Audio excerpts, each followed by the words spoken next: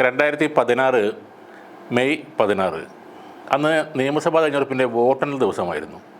മഞ്ചേശ്വരം മണ്ഡലത്തിൽ ഇഞ്ചോടിഞ്ച് പോരാട്ടത്തിനൊടുവിൽ BJPയുടെ കെ സുരേന്ദ്രനെ 89 വോട്ടിന് UDFിലെ PB അബ്ദുൾ റസാഖ് പരാജയപ്പെടുത്തുന്നു. അബ്ദുൾ റസാഖ് 56,870 വോട്ട് നേടിയപ്പോൾ സുരേന്ദ്രൻ 56,781 വോട്ട് നേടി. രസകരമായ കാര്യമെന്തെന്നാൽ സ്വതന്ത്രനായ പെർള വാണിനഗര പുത്താജയിലെ കെ സുന്ദര എന്നയാൾ ഐസ്ക്രീം ചിഹ്നത്തിൽ മത്സരിച്ച് 467 വോട്ട് പിടിച്ചതാണ്. അങ്ങനെ സംസ്ഥാനത്തെ ഏറ്റവും അപകടകാരിയായ അപരൻ എന്ന പേരുകൂടെ കെ സുന്ദരക്ക് അന്ന് കിട്ടി. കെ സുരേന്ദ്രന് ലഭിക്കേണ്ടിയിരുന്ന വോട്ടുകൾ കെ സുന്ദരക്ക് വീണില്ലായിരുന്നുവെങ്കിൽ ആ തെരഞ്ഞെടുപ്പിൽ കേരളത്തിൽ തിരുവനന്തപുരം നിയമത്തിനൊപ്പം മഞ്ചേശ്വരത്തും ഒരു താമര വിടരുമായിരുന്നു. രാജ്യം ഉറ്റുനോക്കിയ തെരഞ്ഞെടുപ്പ് വിജയിച്ചതിൻ്റെ ഓർമ്മക്കായി അന്ന് ജയിച്ച PB അബ്ദുൾ റസാഖ് പുതിയൊരു കാറ് വാങ്ങി അതിന് പണം മുടക്കി ഒരു നമ്പറും ഇട്ടു, KL14 T89. തോൽവിയിൽ നിരാശനായ സുരേന്ദ്രൻ കള്ളവോട്ട് ചെയ്തുവെന്ന് ആരോപിച്ച് തെരഞ്ഞെടുപ്പ് ഫലം റദ്ദാക്കണമെന്നാവശ്യപ്പെട്ട് ഹൈക്കോടതിയിൽ ഹർജി നൽകി. അതോടെ മഞ്ചേശ്വരം വീണ്ടും ചൂടുപിടിച്ചു. അപ്പോഴാണ് 2018 ഒക്ടോബർ 19 PB അബ്ദുൾ റസാഖ് അന്തരിക്കുന്നത്. അതോടെ സുരേന്ദ്രൻ ഹർജി പിൻവലിക്കുകയായിരുന്നു. ഉപതെരഞ്ഞെടുപ്പിൽ UDFിൻ്റെ MC ഖമറുദ്ദീൻ സീറ്റ് നിലനിർത്തി. എന്നാൽ പിന്നീട് ഫാഷൻ ഗോൾഡ് ജ്വല്ലറി നിക്ഷേപ തട്ടിപ്പിൽ ഖമറുദ്ദീൻ ജയിലിലായത് വേറെ ചരിത്രം.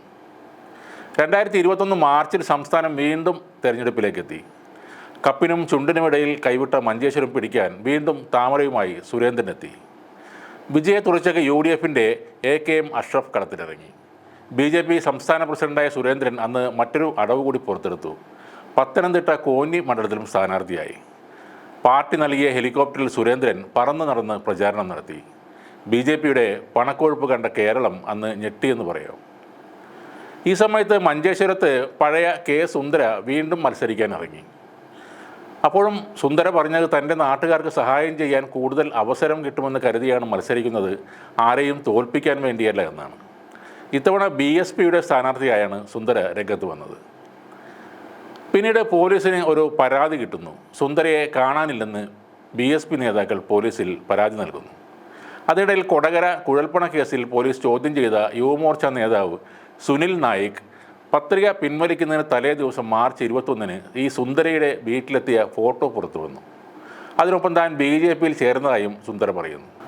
അങ്ങനെ നാടകീയമായി സുന്ദര പത്രിക പിൻവലിച്ചു. അതോടെ പുതിയ ടെസ്റ്റുമായി CPM നേതാവും മഞ്ചേശ്വരത്ത് LDF സ്ഥാനാർത്ഥിയുമായ VV രമേശൻ രംഗത്ത് വരുന്നു. സുരേന്ദ്രനെതിരെ അന്വേഷണം വേണമെന്നും മഞ്ചേശ്വരത്ത് BJP ചെലവഴിച്ച പണം എങ്ങനെ കിട്ടി എന്നതിൽ വ്യക്തത വേണമെന്നും രമേശൻ ആവശ്യപ്പെട്ടു. BJP പ്രവർത്തകരിൽ നിന്ന് ഭീഷണിയുണ്ടെന്നും പത്രിക പിൻവലിക്കുന്നതിന് സുനിൽ നായിക് വീട്ടിലെത്തി 2.5 ലക്ഷം രൂപ നൽകിയെന്ന് സുന്ദര മൊഴിയും നൽകി. പത്രിക പിൻവലിക്കാൻ 15 ലക്ഷം രൂപ ആവശ്യപ്പെട്ടെങ്കിലും 2.5 ലക്ഷമാണ് പ്രാദേശിക നേതാക്കൾ നൽകിയതെന്നും തന്നെ കെ സുരേന്ദ്രൻ ഫോണിൽ വിളിച്ചിരുന്നു എന്നും സുന്ദര പറഞ്ഞു. അപരനായി വന്ന് സുരേന്ദ്രന് പണി കൊടുത്ത സുന്ദര അതോടെ വില്ലനായി മാറി. 2 ലക്ഷം രൂപയും മൊബൈൽ ഫോണും നൽകിയെന്ന പരാതിയിൽ കെ സുരേന്ദ്രനെതിരെ ബദിയടുക്ക പോലീസ് കേസുമെടുത്തു. തെരഞ്ഞെടുപ്പ് അവകാശം തടസ്സപ്പെടുത്താൻ കൈക്കൂലി നൽകുക എന്നതാണ് വകുപ്പ്. കൈക്കൂലി വാങ്ങിയ ആൾ തന്നെ വെളിപ്പെടുത്തിയതിനാൽ കൈക്കൂലിക്ക് തെളിവ് കിട്ടിയതോടെ കേസുമായി പോലീസ് മുന്നോട്ട് പോവുകയായിരുന്നു. അതിനിടയിൽ ഇലക്ഷൻ കഴിഞ്ഞു. അവിടുത്തെ റിസൾട്ട് വന്നു. 745 വോട്ടിന് AKM അഷ്റഫിനോട് കെ സുരേന്ദ്രൻ വീണ്ടും തോറ്റു. സ്ഥാനാർത്ഥി പട്ടികയിൽ അപ്പോഴും ഒരു അപരനുണ്ടായിരുന്നു, M സുരേന്ദ്രൻ. 197 വോട്ടാണ് അദ്ദേഹം നേടിയത്. ആ കൈക്കൂലി കേസ് ഇപ്പോൾ കാസർഗോഡ് ജില്ലാ കോടതിയിൽ നടക്കുകയാണ്. 1-ാം പ്രതിയാണ് സുരേന്ദ്രൻ. മഞ്ചേശ്വരത്ത് BJPയുടെ തെരഞ്ഞെടുപ്പ് ചുമതലയുള്ള V ബാലകൃഷ്ണ ഷെട്ടി, യുവമോർച്ച സംസ്ഥാന നേതാവായിരുന്ന സുനിൽ നായിക്, Y സുരേഷ്, M മണികണ്ഠറെ, ലോകേഷ് നോണ്ട എന്നിവരും പ്രതികളാണ്. സുന്ദര ഇപ്പോൾ സെക്യൂരിറ്റി ജീവനക്കാരനാണ്. സുന്ദര ജോലി ചെയ്യുന്നത് CPM ഭരിക്കുന്ന ചെങ്കള EK നായനാർ സ്മാരക സഹകരണ ആശുപത്രിയിലാണ്.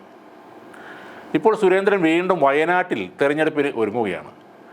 കെ സുന്ദര അവിടെ അപരനായി എത്തുമോ എന്നാണ് ഇനി അറിയാനുള്ളത്.